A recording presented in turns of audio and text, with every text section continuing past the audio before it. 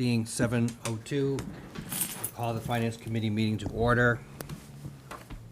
The meeting is on Zoom. The ID is 844-6523-8259 with the Zoom meeting password FinCom, all capital letters FINCOM. The Zoom chat will not be monitored. Participants who wish to speak must raise their hand until the chair asks them to unmute.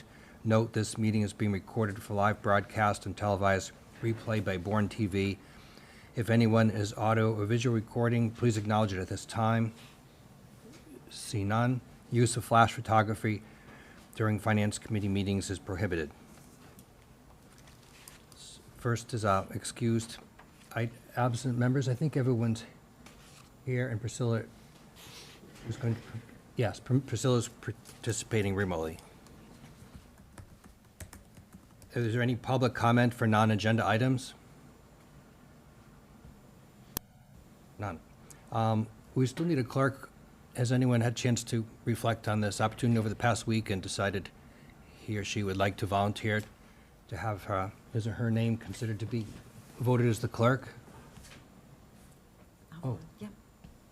I'd like to motion that we appoint Carla Emmons as our clerk. So moved. Second. Okay, we have a motion by Amanda, second by Rich. Somebody Well- seconded. Yes. That was actually second by Wayne. That's fine. All That's fine. Give it to finish. right. Any further discussion on this nomination? All in favor, say aye. We have to do Aye. a roll- we have to do a Roll call call. because it's a Roll hybrid call. meeting. Okay, Priscilla?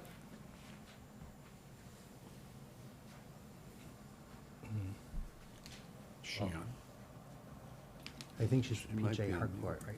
Mm-hmm. All right, let's do Priscilla last. Tom? Yes. Rich? Yes. Amanda? Yes. You don't, Yes. you don't have to abstain. Kathy? Yes. Wayne? Yes. And chair votes yes. Nobody ever says no for this. All right, so I guess I caught, what was that count? 6-0. All right, thank you. Seven in the room. See, I'm not good at, thank you, I'll send you what I know about being the clerk. Okay. All right, are there any reserve fund transfer requests? And there is, right? We do have one. Yes, we do have one tonight, Mr. Chair. This is associated with the lightning strike for the Sagamore Fire Station from the summer of '22, I believe. And part of the reason this is so expensive and is taking so long is the lead time for the permanent switches.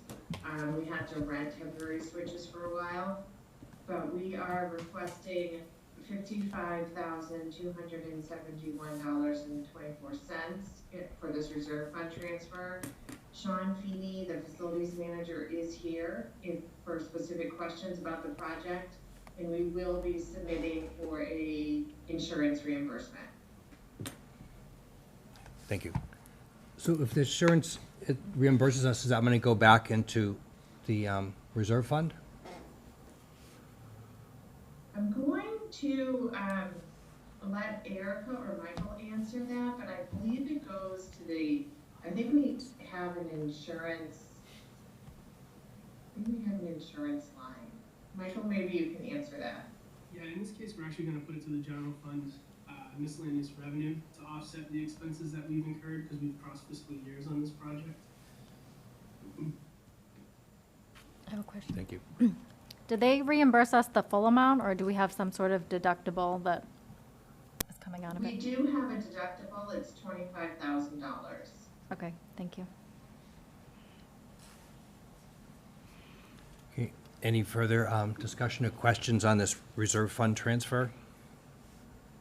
I'm sorry, Michael, why wasn't it going back into the reserve fund? Why is it going into the general fund?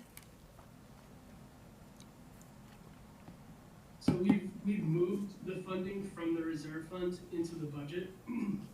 And once we receive the revenue, we'll put it in general fund miscellaneous revenue, because as I said before, we've crossed fiscal years and we close the reserve fund annually like we would a budget. So there's a new allotment every July 1 of reserve fund money.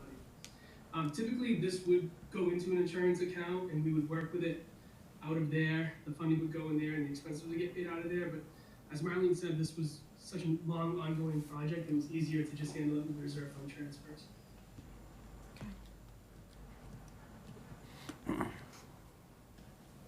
Any further discussion? Questions?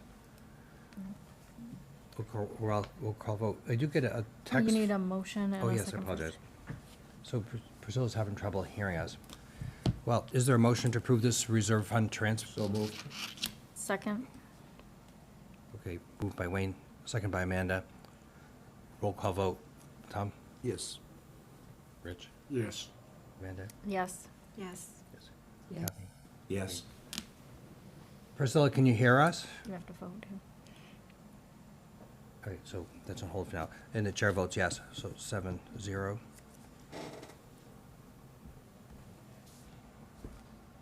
Do you have any advice on how to troubleshoot Priscilla? 'Cause the other people can get on? Yep, carry on. Thank you. This one.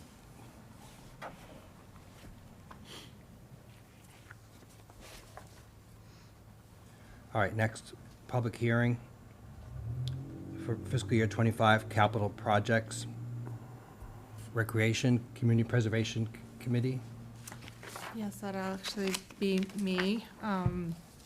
We had, there's two memos that were attached to your packet. The Recreation Committee, over a year ago, was directed by the Select Board to do a needs assessment on all facilities and other types of programs and services provided through the Recreation Division.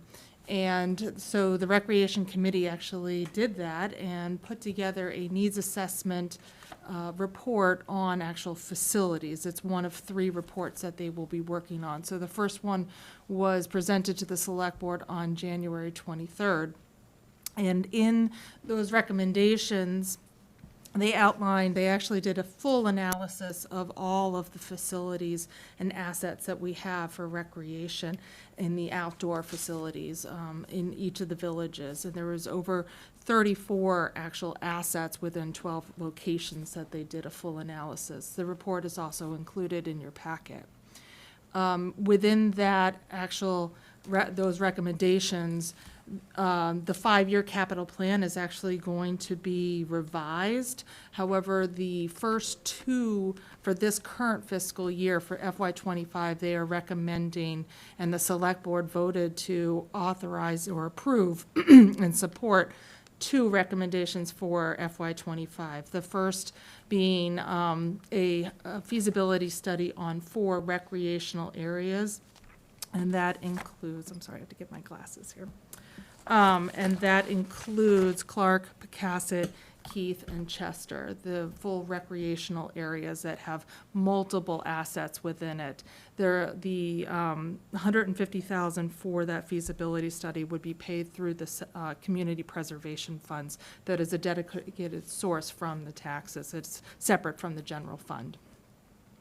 And that feasibility study is actually going to look at all 4 locations simultaneously to actually see if the needs of the community are being served, if the fields and the area itself is actually producing or offering the programs that are relevant for today as well as 20 years from today. So things have changed. Pickleball was not here 10 years ago, but it's here now. Other sports have started to shift in popularity. So that's what this feasibility study is going to ensure, that our recreational areas are relevant for today and the future, and then what steps will it recommend for offering or making changes within. The second application before the community preservation, or that the Select Board had voted to support, was in which the Recreation Committee had actually really supported, was redoing the skate park. It is of the highest level of need. It is completely shut down, unsafe.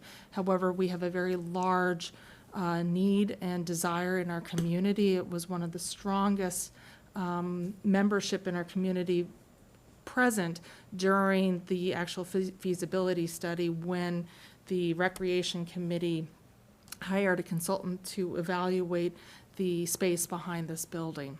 So, and you'll be probably aware of that or remember that from last year when there was an application before you on a full-blown $500,000 just for a needs assessment or feasibility study on the whole area. This application before you is $500,000 for actually designing, creating the outreach within the community, designing it for the community, and building an actual skate park. And it's an all-wheel park, not a skate park. All-wheel park, it incorporates BMX bike, rollerblades, people who need assistance in wheelchairs or other types of, they have mobility issues that they need assistance. So it's incorporating all different levels, all different ways of enjoying the park, and it'll be completely also built with concrete. So it's low maintenance, and it will be designed by an actual architect specific for skate parks and all-wheel parks. But that, the evaluation, when we did the research, we noticed there was an actual equation based upon population for a community of this size. And it's in the report of how we came to that equation. And our skate park in its current footprint is actually too small for the number of residents in all ages, because we have various ages from young to middle-aged and older who actually do skateboard or participate in some type of wheeling activity. And that we need to enlarge the footprint in order to accommodate the size of our population who actually has interest in this activity. It is something different, is on one location, so it's serving all 5 villages in the community as well as neighboring towns. So the rec committee is proposing and recommending this, as well as support by the select board. And we went before the capital outlay committee this morning or earlier this afternoon, and received support for both applications. And I'm here for any questions. Thank you. Rich? Question. Why CPA funds for this? I know recreation's a noble purpose, but this is a big chunk of money. And Yep. why, and has it been submitted to the Community Preservation Committee? No, it has not been submitted yet to the CPC, because the deadline is actually on the 7th, and I need to make sure that we are not premature in submitting something that we don't have support from all of the other committees that need to actually review it and provide feedback. So the reason for the CPA funds is that it wouldn't be relevant upon actual debt exclusion or other forms. There is a pool of money that's specifically for recreation and outdoor space. And so a percentage of that CPA funds that comes out of your taxes every year, that a portion of that is dedicated for specifically recreation and outdoor space. So it literally automatically gets taken out and put into that pool. There's approximately $3 million sitting in that pool. And it has yet to be funded.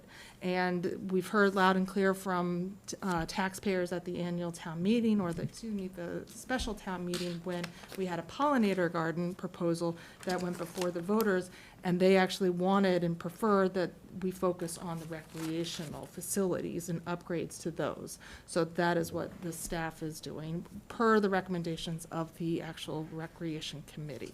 Follow-up question, if I could, Mr. Sir. If the Community Preservation Committee is not in favor, is there an alternate funding source that's anticipated, or? Yeah, so there are several options, Rich. There's some grant funding. There's, we'd have to look. You know, the grant funding right now, like, I haven't really done too much research in it, but it's minimal. It's no more than like $50,000.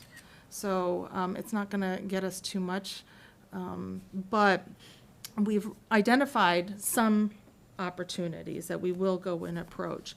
But we are asking for the full amount, and it doesn't mean that we have to spend it all. It just means that it's there just in case that we can't find any alternatives. But as of right now, nothing has been submitted to CPC for recreation or outdoor space. I have confirmed that with Mr. Johnson. So there is nothing other competing, and all of the funds that have dedicated prior to, in the past years, have already been allocated. So that is separate from the $3 million that's still sitting available for specifically recreation and outdoor. That's the only use it can be used for. And who determined that that was the only use? The committee? The state. When you adopt the community preservation funds, it is a dedicated requirement. Thank you. Wayne?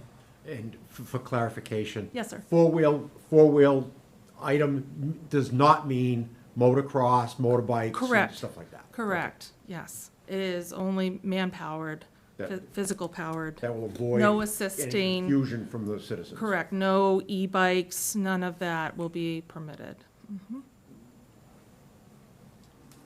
Carla? Thank you. The feasibility study on the 4 parks, do you have a partner already in mind for that? No, we have not, but those costs have been researched from other communities and just in the last couple of years. So they're fairly accurate estimates as to what we could get for the 4 parks doing it. It is a little different. Most communities do one location, but really the whole point is to actually make sure that, because we are a unique community where we are separated by the canal and there are real access challenges year-round to those locations, we need to look at all 4 locations simultaneously to get the best understanding of where we need to make changes. Okay. And do you know yet how the outreach will go to each of those communities, since they, like you said, they are so different? Yeah, that'll be within the scope of the expectations for the consultant that is selected, and I will be working with the Recreation Committee to actually draft up that scope. Okay.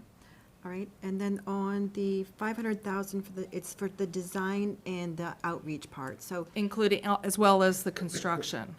and construction. Yes. Oh, okay. I didn't catch that Yes, in the first it's part. Okay. the whole meal. And the reason that it's a skate park or a wheel park was based on a previous feasibility study on what the community needed. That's correct. So included in the packet, there is actually, so 2 years ago, there was money that was granted by CPC to do a feasibility study on this area for the community building behind it, and to see what could be, what are the needs, what is the community actually desiring for sports. And all wheel park was actually listed number 4 for it, and it's on page 2 of the narrative specifically for the skate park / all-wheel park. So the playground was number 1, which actually there are funds already allocated for the playground, for revising the playground. That's the one across the street here? That's correct, right here. Yeah, So yeah. that, the funds have already been appropriated for that, so that is off the table. However, it's still usable, and the committee felt that it was not as high ranking for actually addressing it in an immediate fashion. The basketball court was ranked number 2, same thing. It's in playable condition. It can be sustained for at least several more years, if not longer. And the same thing with pickleball. Number 4 was an all-wheel plaza-style park within this area. And it is completely shut down. It was on a reused, not used tennis court, an old tennis court that really was not being used. It was underutilized. And this was back in 2005 that there were these obstacles, ramps, they're called obstacles, that were placed on top and mounted, but it's deteriorated, it has not been looked after. And you put metal ramps outside, Yeah, so it she rusts, and if you yes. don't Yep, so take she care of closed it, and you don't keep it mounted, and you don't watch the footings of it, it's not gonna become a safe thing. So that's really why. Shut down. Yeah, so there are several other things that the that are in those rankings that the community identified as really important to bring here. So those will be some things that the committee will look at when they're evaluating the additional use. Because the footprint is going to actually be expanded, it's going to be pushed into, there's a need to push it into the softball field, which is also ranked number 5, the most need for revising in some fashion, but it's being underutilized. Nobody uses this particular softball field. So there's an opportunity to expand the all-wheel park into there and then redevelop and reimagine what the softball field can be used for, utilizing the previous feasibility study. Okay. Okay? Any more questions? Comments? All right, thank you. So next, school department, Jackson Field bleachers.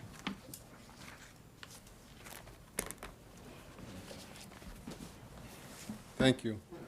This proposal is for $30,000 to do the design and construction documents and construction oversight for the Jackson Field bleachers. The previous capital that was committed to this ongoing project was $50,000 for just the feasibility study, which didn't, it cost, I think, about $6,000 to do that. Town's gonna be looking into the language of the actual warrant that went out. The overall cost for this portion is really like $74,000, but I have that other money left over from the previous one, so we're gonna have to work out the angles on this one a little bit. But the money that I need, looking at the old money for the feasibility and for this new section, is $30,000, which will get us a design for a new set of bleachers, site improvements, and a new pedestrian walkway to make that new set of bleachers accessible. Thank you. Any questions or comments on this school department request? Are the bleachers going to be metal? That will all come out in the final design. Okay.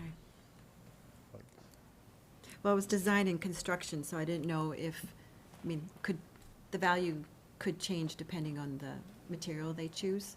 The value could change as far as the overall project goes once we go to that, if we move forward to that construction phase, and it's really based off of the number of seats. Okay. So I've got a price right now that's either a little bit below 300,000, which was on our capital 5-year plan, or over 300,000. It's a little bit over 300,000 if we keep the same amount of seats that we have right now, which is just over 600. But if we bump it down to in the mid-4s, which is, I think, a pretty good number, but we'll have to vet that out as we move forward, it'll be just under 300,000. Okay. So Estimated total, all right. in today's dollars, subject to change. Inflation. Question? Sir. Jordan, why would we be cutting it down? Is there not attendance at the games any longer, football? It's my job to save money, so I was asking for options from the firm that put this together, so they gave me those numbers, so it's at least a discussion point. We don't need to, we can keep it the exact same size if that's the feedback that we get from everybody. Do we know what's actually needed? I guess that's my question. In other words, if 600, on Friday nights or whenever games are played or whenever are utilized, why would we now go down to 400? That doesn't not regardless of the cost, but if they're needed. There's a lot of ways to look at that. The estimate is like 20% more than the student body. That's what the firm went with, Gale went with, when they came up with that number in the mid-400s. But, it's a long-standing place for people to gather. Thanksgiving Day football, there's a lot of tradition there. I'm not going to cross any of that up at all. And I think if we have a really nice set of bleachers, there'll actually be more people in them if they have handrails going up and a walkway going up the middle like they should, and the right size, protection around the edges, then it could be a gem. So, Thank you. problem. Any more discussion, questions? All right, thank you. Thanks. Next, Fire Department. Mr. Chair, if I can just direct the committee to the page number before Chief Cody starts. Yes, go ahead. So if you have your budget books, this will be in tab 5, and emergency medical services begins on page 215-28, and then the page following starts the fire department. Thank you. Thank you. Good evening, Mr. Everyone. Okay. Good evening, everyone. For those who haven't met, I'm Dave Cody. Go right into the budget. You'll notice right off the bat, we'll hit the emergency services line first. This is a standalone item. This amount, $10,000, covers the annual assessment fee for Cape and Islands EMS. Cape and Islands EMS is an organization that works as a liaison between the department, all the EMS systems on Cape Cod, and the area hospitals. They provide the affiliate medical direction that we are required to have to run an ambulance service. They also provide limited QA, QI for our EMS system, educational services, things like that. We've been a member of them for 30 years. This, I'm anticipating that the cost this year will only be $5,500 again, but they said it will never go over 10,000, so we have to be prepared for that. So I don't know if you have any questions. I'm sorry, I'm kind of lost exactly where you are It's on. the page before, I just did the same thing. 215, I think it's the page before what you have there, At least it's before, right? right there. Oh, okay. Thank you. Sorry about that. Oh, no worries. I don't know if you have any questions on what Cape and Islands EMS is or what the assessment is for, but again, this is a standalone item under the EMS budget. If you don't, I will get right into the fire service. All right. Moving over to the fire department budget. Under personal services, any of the increases you see for the first 4, for department heads, supervisors, clerical, and secretary, and the firefighters, those are all contractual increases that have been approved. We move down to the wages. For the hourly temp, that is the substitution for our secretary. Again, I only have one full-time secretary, administrative secretary for the department, so when she's out, we hire to cover her. That just covers additional hours as needed. There's no increase in the clothing and cleaning allowance. Again, that's contractual. The overtime, that's what we're projecting for this year. We're proud to say that, after several years of long-term vacancies, we're fully staffed. So hoping that the overtime will decrease. The holiday pay is, again, a contractual item. Longevity is contractual. And there's been no increase in the call-men compensation. We have a small contingent of call firefighters, 10 people. And again, there's no increase in our EMS administration or recruit training. I don't know if you have any questions on any of the lines there or any of the increases. If not, I will continue under purchase of services. Again, if you look, if you go through the whole purchase of service. I'm sorry. Mr. Chairman, Certainly. the overtime, you're fully staffed now, I assume? Yes. And so why is the overtime going up rather than down if you're fully staffed? I know when we've had these discussions in the past, the overtime has been an issue in the sense that you weren't fully staffed, so you needed to use a lot of overtime to fill the shifts. A lot of it will also have to do with the contractual raises that the employees have had. It's increased the overtime rates as well. Okay, thank you. Chief, on the overtime account, didn't you actually go down $100,000 compared to last year? Yes. It's down $100,000, Rich. Not the appropriation. not the one I'm looking at, but For the 24, 5130, Yep, if we go to 5130, it was 453 and then 476, so it was an increase of 22. This had been, we had discussed this, Erica, Mike, and the administrative staff, we had gone through this, and we believe these are going to be accurate numbers based on being fully staffed. so I see 550 for last fiscal year and only 453 for this fiscal year. it's 550 for 23 and 453 for 24, and it's 476 for 25. 24 appropriations, 453. So on my sheet, it shows a $22,315 increase.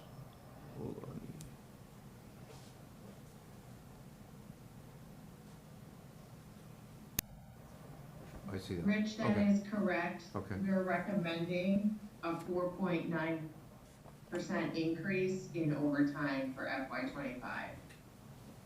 And really the rationale behind that is because it's the same, essentially roughly the same number of overtime hours at the new rates, as the chief mentioned. So we're not necessarily increasing the amount of overtime hours we can buy in next fiscal year. We're just making sure that we're not losing ground when we factor in the COLAs on the base wage. Thank you.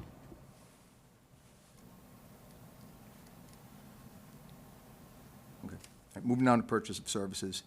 Again, take a quick look at this. I've only actually increased 3 different lines from all of these different line items here. If you look at 5243, repair and maintenance of heavy trucks, again, just so there's no confusion, that is not, that's not maintenance of, it needs brakes, like our engines need brakes, or our tower trucks need brakes, or struts or shocks. Those cover specialty items on the vehicles, such as pump maintenance, pump repairs, aerial ladders, hoses, anything that's attached to our heavy trucks in our firefighting fleet. And that's, again, that's 6% increase. That's what we're just projecting, talking to our vendors that provide that type of work that the DPW cannot provide for us. If we move down, we'll get to county dispatch, and if you notice, there's a $50,000 decrease in that line. Each year, we're projected to pay this year $218,000. That includes a $181,000 dispatch fee and a $36,000 emergency medical dispatch fee. The $36,000, we've been successful. Chief Esip from the police department and Tom Ash, the director of the sheriff's department, have been applying for the state grant, for the EMD grant, and the amount, we're expecting to get it back, $36,000. So we are hoping to only pay $181,000 out of that if we're successful with the grant that we've been applying for yearly now.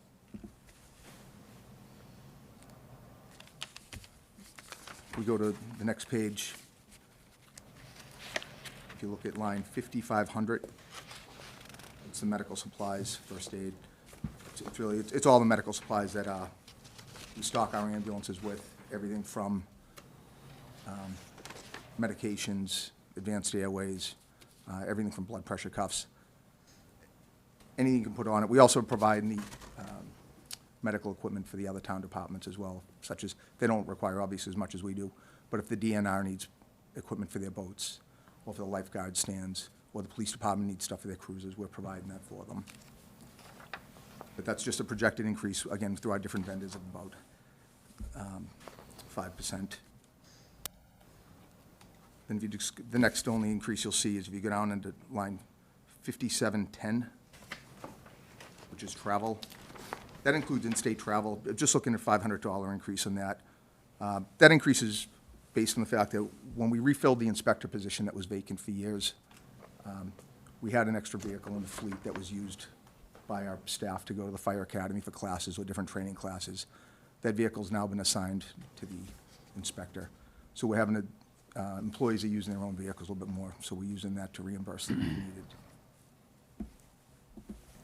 So those are the only, that's what I have for increases. Again, if you have any questions on the budget there, or just a general operating, Question.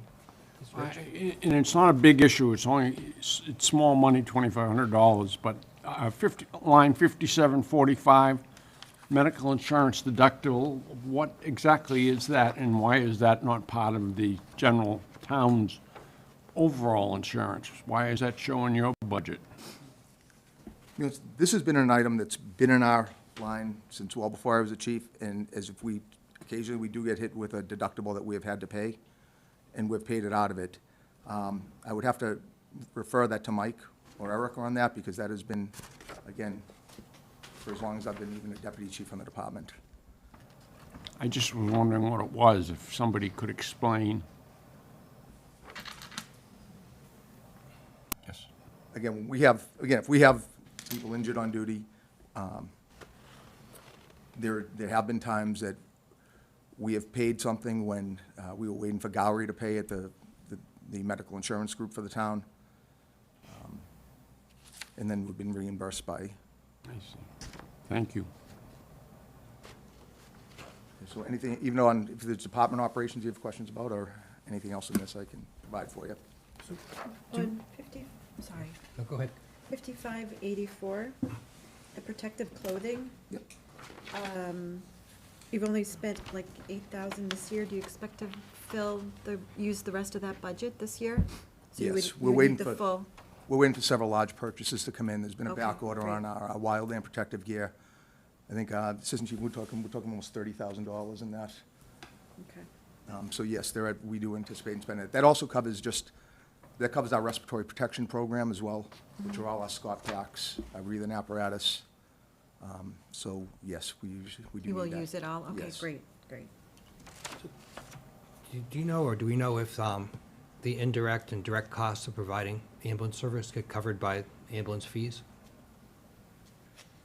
What we found out is, we've applied for no. Right, we're looking at typically, with Medicaid adjustments, we're looking at, almost a 70% reduction in cost just for Medicaid. So we've been applying for the CP program, which is the Massachusetts Ambulance Certified Expenditure Program, Ambulance Expenditure Program. What that does, that helps us recuperate money that's lost due to these mandated adjustments. Last year, we recouped, I believe it was $171,000. We're looking at that again this year. It's still not covering it. I mean, when we look at, we may bill out, say, almost $5 million in ambulance services, and after mandated adjustments, we might be taking in 1.7. Again, I could refer that to Mike and Erica for specific numbers on that, but this is the general cost of doing business. Thanks. Any more questions or comments? No? Thank you. All right, thank you.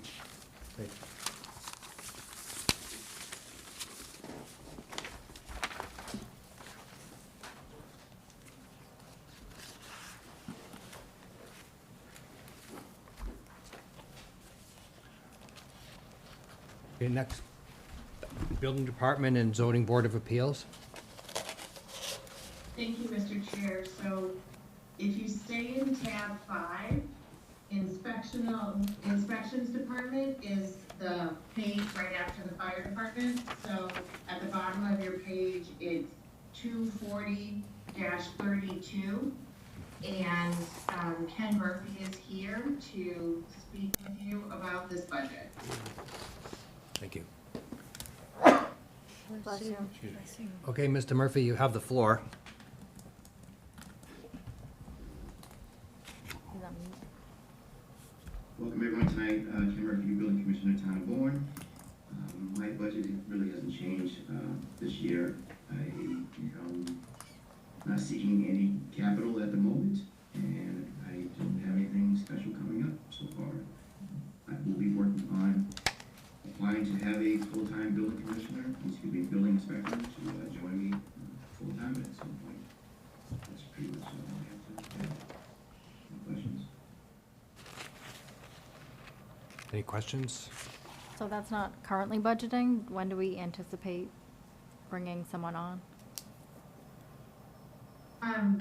So right now, we just don't have the space in the budget. However, an additional full-time inspector is a high priority. And when we're able to sustainably support that, we'll bring it forward to you as a new initiative. Thank you.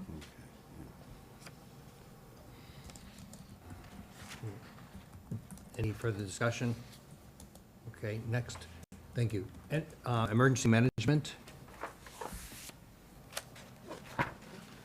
Thank you. So,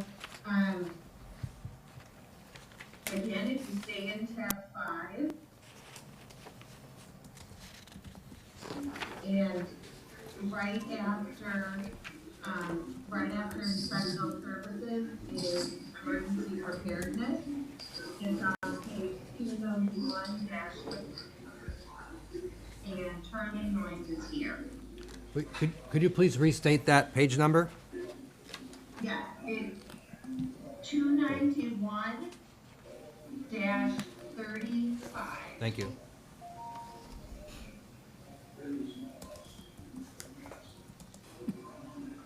Good evening. FinCom, my name is Charlie Weiss. I'm your emergency management director, emergency preparedness. My budget for FY25 is submitted. Basically, a level funded. Primary expenses there are to support and continuing the town's emergency notification. Emergency information systems for the residents of the town of Bourne. There's nothing on the capital outlay projected or asked for in the upcoming fiscal year. Thank you.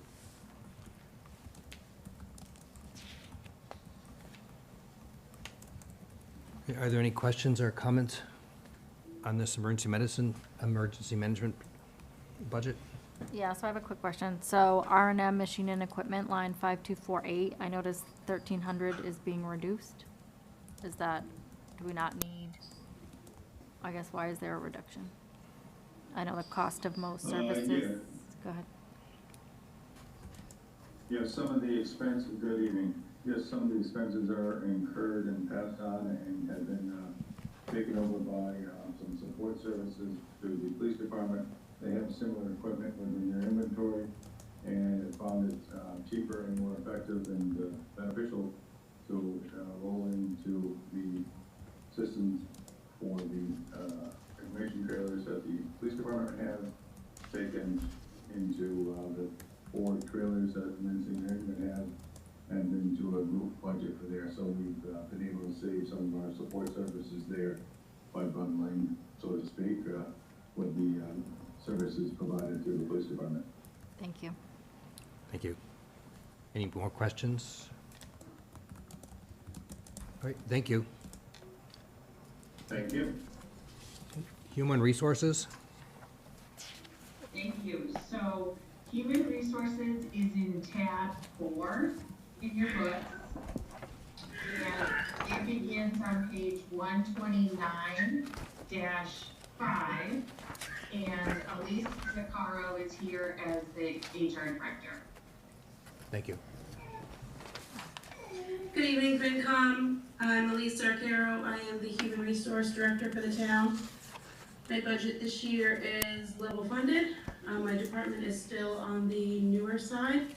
So we've kept things pretty steady and no capital projects or major plans outside of my budget for this year. I'm happy to take any questions.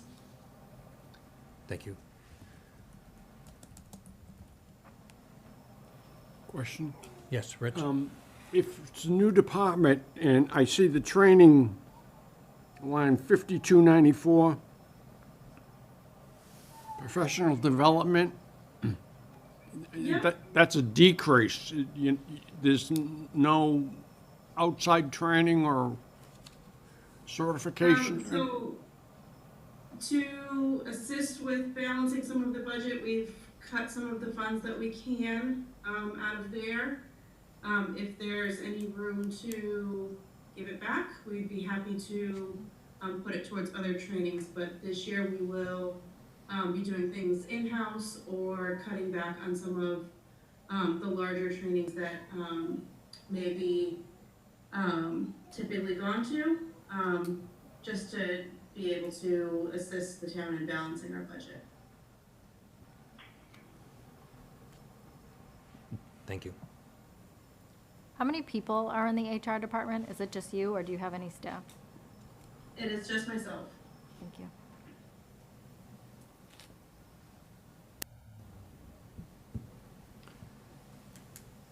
Any further questions, comments?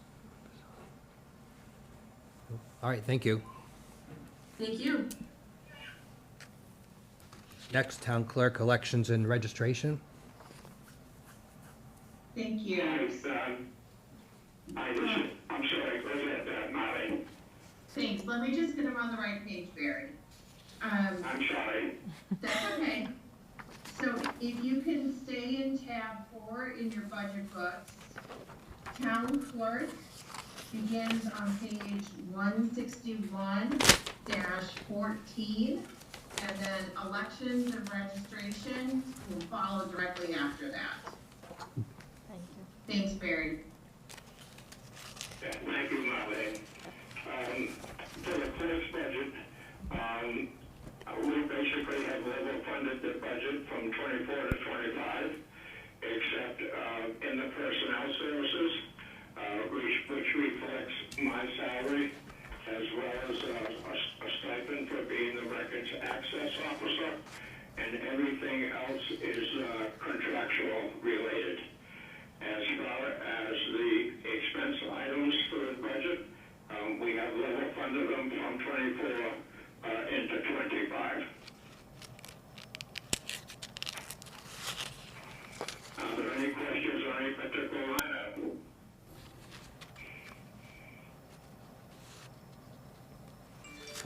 No, it looks like they're not.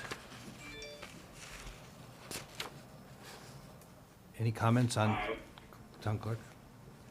All right, thank you, Mr. Johnson.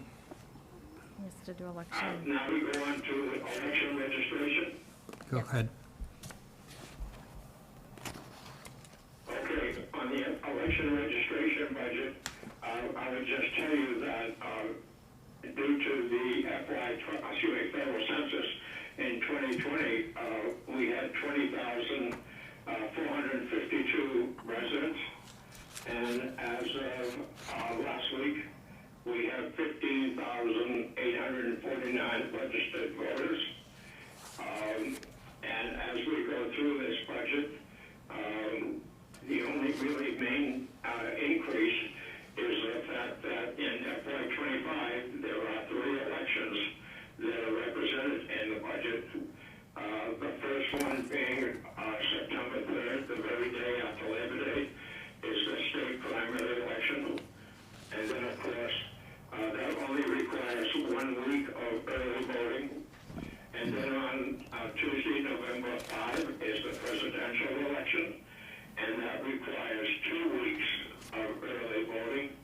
And then, of course, in May of calendar year 25 will be the annual town election. So we have requested an increase of $35,000 in line item 5120, which is basically to pay for the election workers. Everything else is level funded for the rest of the 25. I might state that in both the clerk budget, there is no capital items for the clerk budget, and in FY25, there are no capital items for the election registration budget. Currently, we are out with a request for proposals for acquiring brand new election equipment, which would include new tabulators, which is the machines you put your ballots into. We have asked for new boxes. We've asked for 16 poll pads. And also we've asked to upgrade the machine in which we take the election memory cards, we put them in at the end of the election, and we're able to compile the preliminary results from each of the precincts. So overall, on the election registration, is the increase of $35,000, and plus the fact that right now we are using 13 senior tax work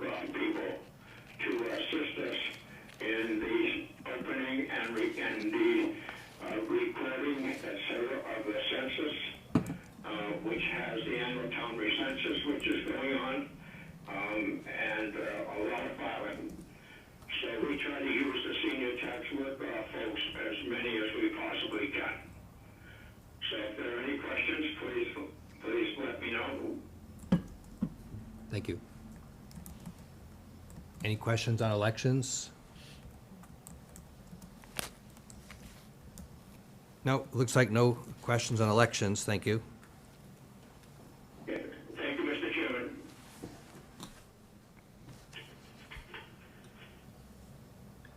All right, next, Conservation Committee and Buzzards Bay Action Committee. Thank you, Mr. Chair. So, if you stay in tab 4, the Conservation Department follows right after election and registration, and it is page 171-17.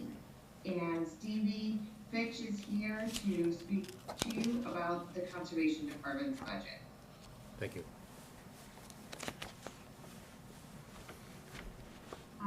Good evening, Mr. Chair and committee members. My name is Stevie Fitch. I am the Conservation Agent for the town of Bourne. The Conservation Department this year is not proposing any budgetary changes for FY25. I would be happy to answer any questions if you do have them on our on what we're proposing.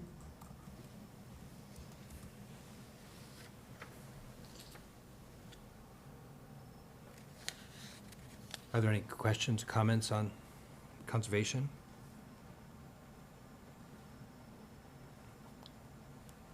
No, it looks like there are none. Thank you. Thanks very much. Next, Planning and Historical Commissions. Thank you. So, the planning office is also in tab 4, and it is page 172-18. And Jennifer Copeland is here as the town planner. Hi. Hi. Jen Copeland, town planner. I'm here to present the FY25 budget. It is level funded, except for we had an administrative staffing change in June of last year. So you can see the salaries went down from an A3 position, which was an admin assistant, to an A2 position, which was a secretary too, and that was due to part of the union contract. And the other services, supplies, and dues have not changed at all.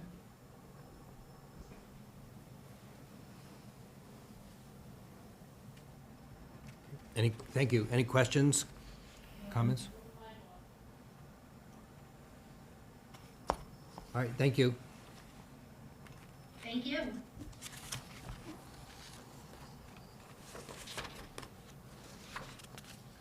All right, next, well, Historical Commission, is it? The Historical Commission is level funded, and let me just find the page number, sorry.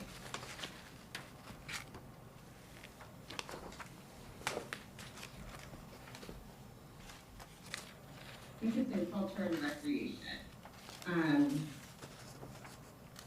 it's in it's in tab 9. It is on page 691-65. And there are no changes at all proposed to that budget. Thank you.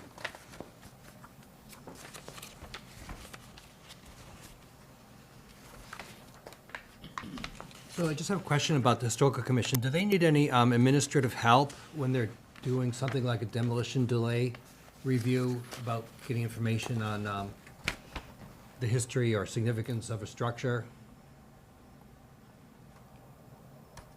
Jennifer, do you want to talk to the committee about how that works? Sure. The historical commission members themselves usually do the research, and Mass Historic Commission also has a lot of properties that are on the inventory, and they have a lot of information regarding each property. Thank So you. the planning office makes a referral to the historical commission, and then they do additional research themselves, and the applicant may furnish information as well regarding the historical integrity of the building and the history on it. Okay, thank you. You're welcome. Okay, any more questions or discussion about the Historical Commission? I guess I have a question, or maybe this is for Marlene. Town meeting approved an article for moving the house there and also the other one, and I see there's been some movement on moving the whatever that is, tourist Tourist thing. information booth, yes. Yeah, information booth. But what about the house? Is there any, that's been pending for quite a while, and there's been all these stories about what's gonna happen and when it's gonna happen, and if it's even feasible to happen. Has any progress been made on that? So that is really in the hands of the Historical Society and the property owner. So they continue to have discussions and, but that is, we're on standby until the private property owner decides that it needs to, you know, when the timing is right, that it needs to be removed. And the Historical Society is actually the group taking it, and they are still doing their research into house movers. So we're no closer to it actually taking place and the money being spent than we were at when the money was approved. Is that right? I'm sorry, did you say we are closer? We're not any closer. I don't know, we don't know what the timeline is for the deadline to have the house moved off the property.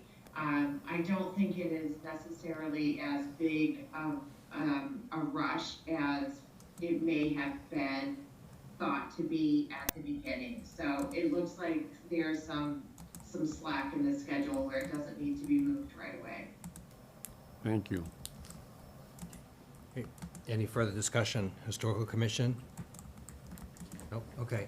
Next, engineering. Thank you. So if you can flip back to tab 4, engineering is on page 177-20, and Tim Leiden is here to speak to you about that budget. Thank you, Marlene. I'm Tim Leiden from the engineering department. The budget's level funded. We're not proposing any changes. It's essentially the same budget we've seen for the past 3 years. So I guess I'd entertain any questions if you guys had any.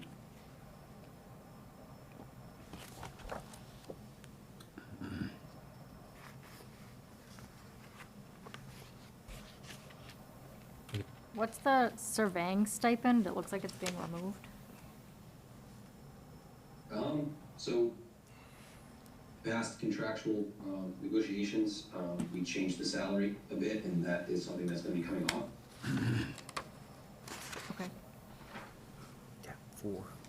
I think somebody along the lines thought I was exceeding my responsibilities.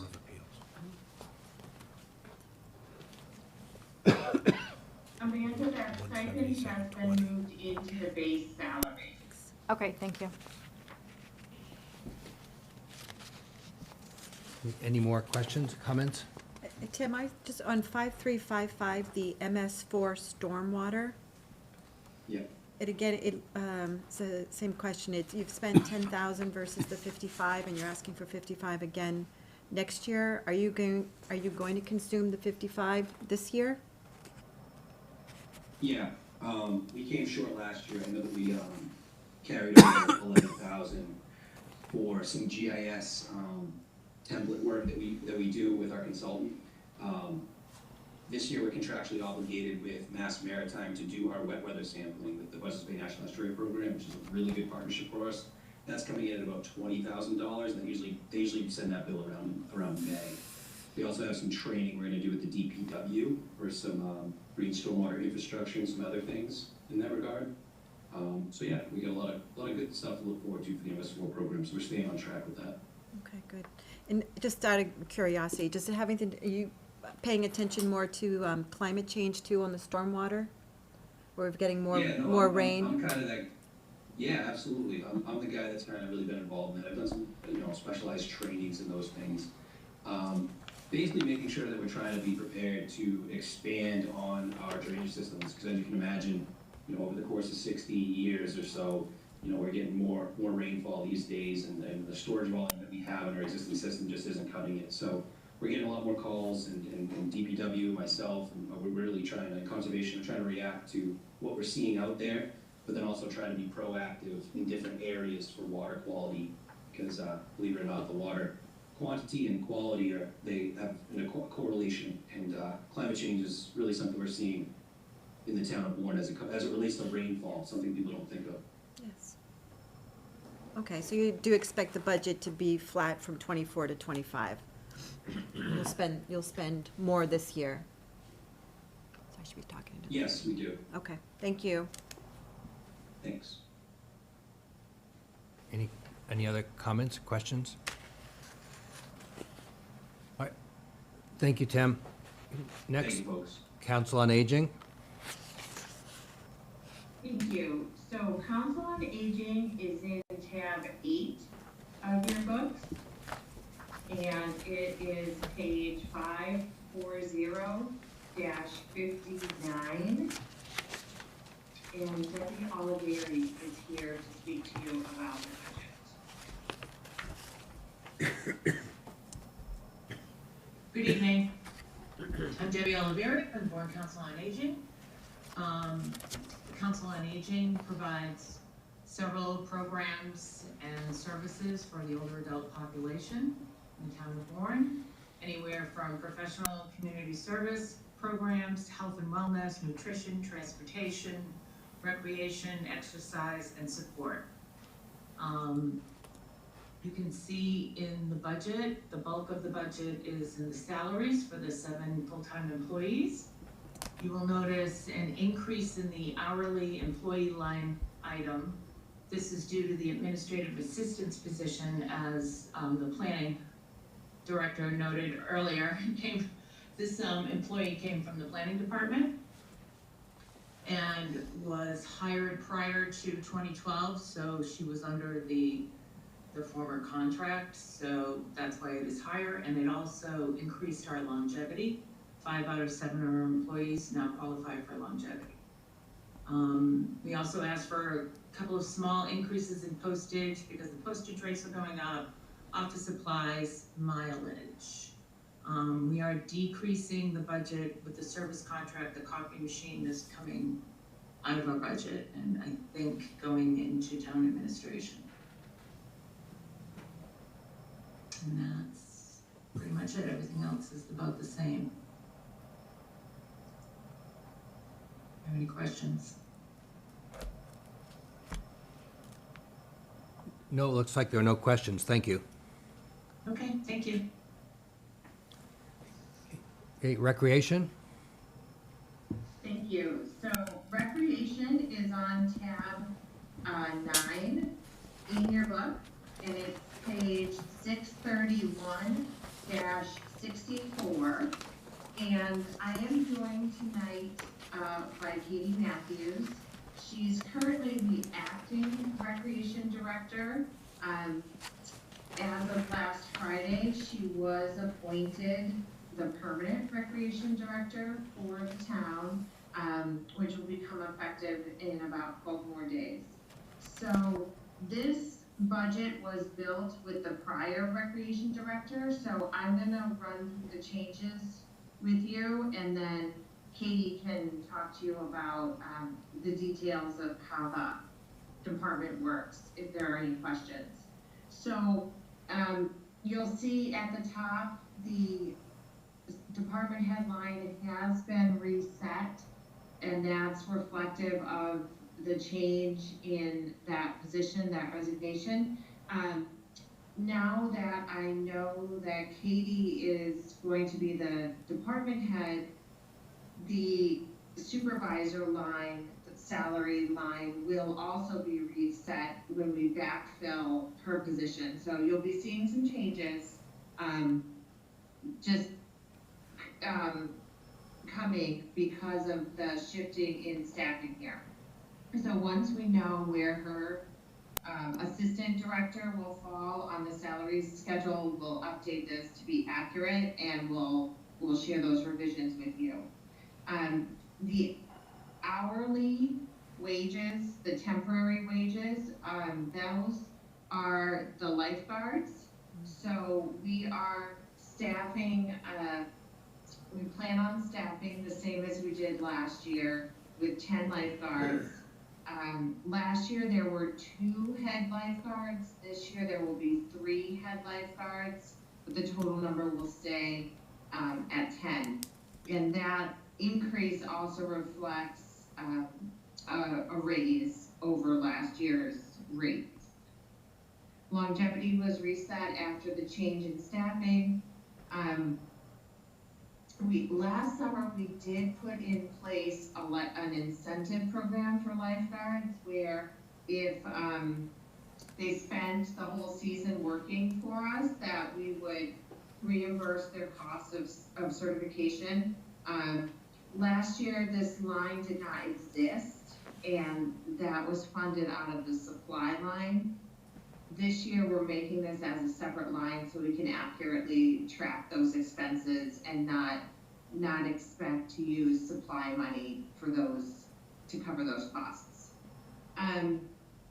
We're increasing uniforms, the uniform allowance line, and in addition to uniforms for the staff and the lifeguards, this includes t-shirts for programs and other clothing that the department buys for their operations. The other supplies line has been increased. I'm recommending a $3,000 increase, and these are the funds for the supplies for the events that are open to the community. So you don't, these are the events where you don't have to be a Bourne Rec member, and there's no fee associated with these. So that's trunk or treat, that's the egg hunt, and that's the winter dance. And Katie and I can answer any questions you have, and she can give you more details on the programs. Rich? Back to the lifeguards, have we looked into possibly us, the town training, and so we'd have more lifeguards, or is that just not feasible, or have we not even considered that? You mean a certified lifeguard instructor, which we don't currently have on staff. I'm sorry, I didn't hear that. We would need a certified lifeguard instructor, which we don't currently have on staff. I see, okay, and okay, never mind, thank you. Any other comments or questions? No. All right, thank you. Thank you. So next is any follow-up questions from any things we've already discussed? No, looks like none. Okay, updates from committee representatives? I'll give you one, Jim. Just the Southside Fire Station Committee, they've put out another request for proposals from residents or business owners, property owners. If they have property that they are willing to sell to the town, they have until March 1st to submit that. So I believe this is the third or fourth time that we've gone out looking for land. So it's another opportunity for any property owner to sell it to the town. Good to know, thank you. Okay, the minutes. Could I ask Oh, one yes, certainly. quick question? Have we ever gotten a response from the county on that land in Pocasset, or have we decided that that's not feasible? I know there was a request made, and at least the public reports had been that there had been no reply, but I have not heard that. I don't know if Marlene, there may have been something at the Board of Selectmen I heard last month, but I'm not aware of it. So, I will say that I have not heard back yet from the offer that the select board forwarded to the county commissioners. However, for the purposes of Southside Fire Station site selection, that, Pocasset property is outside of the area that we're focused on. So the area where we're soliciting RFPs and responses does not go that far south based on the response time, kind of the ideal response time area. thank you. Thank you. Okay, next is the minutes of January 22nd. I'll move approval with the correction of the time we started to 7:08. Yes, Amanda noticed there was the beginning time was wrong. So Amanda made a motion to approve them as they were distributed with the correction of making the start time 7:08. Is there a second? Second. Second. Okay, roll call vote. Tom? Yes. Rich? Amanda? Yes. Yes. Yes. Abstain? Right. Priscilla? Let's put Priscilla down as abstain for now, and I'll vote yes. Thank you. I say yes. Oh, great, thank you. Sorry, had a problem with mute. Thank you. Any Finance Committee comment? Okay, thank you. So the next meeting is a week from today. Is there a motion to adjourn? So moved. Amanda. Motion by Amanda, second by Kathy. Roll call vote. Tom? Yes. Yes. Yes. Yes. Yes. Yes. Priscilla? Yes. And I vote yes. Thank you.